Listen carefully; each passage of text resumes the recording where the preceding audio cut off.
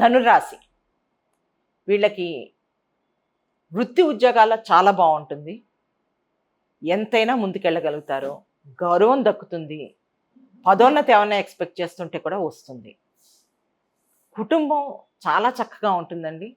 అసలు కుటుంబం వాళ్ళకి మంచి సపోర్ట్ అనమాట. 100% సపోర్ట్ తోటి ఉంటారు.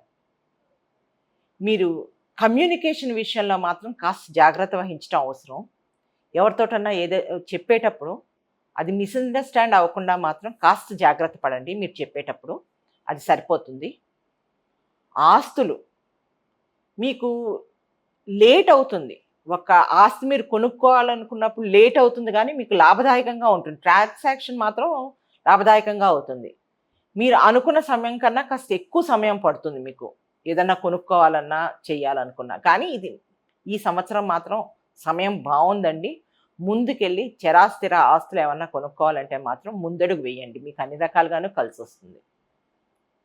విద్యార్థులకి కష్టపడాలి. వాళ్ళకి కష్టపడితే కనుక చక్కటి ఫలితం దక్కుతుంది. కాంపిటీటివ్ ఎగ్జామ్స్ రాసే వాళ్ళకి కూడా కొద్దిగా కష్టపడవలసిన అవసరం బాగానే ఉంది. భాగస్వామి అనుకూలత ఉంటుంది.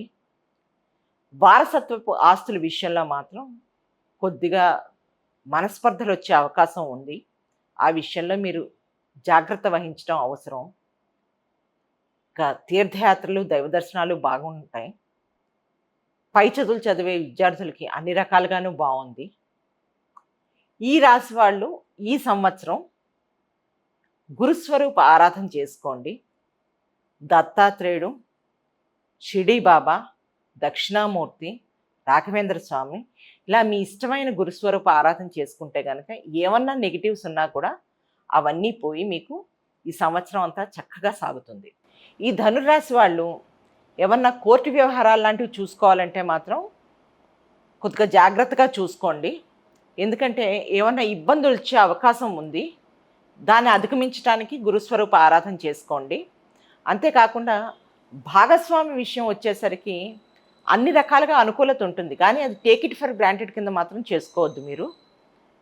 వాళ్ళకి చెప్పాల్సిన విషయాలు చక్కగా అర్థమయ్యేటట్టుగా చెప్పి మీరు ఎటువంటి మిస్అండర్స్టాండింగ్ లేకుండా చేసుకోవటం అది మీ చేతుల్లో ఉంది. వారి వైపు నుంచి సపోర్టు, మద్దతు మాత్రం మీకు తప్పకుండా ఉంటుంది.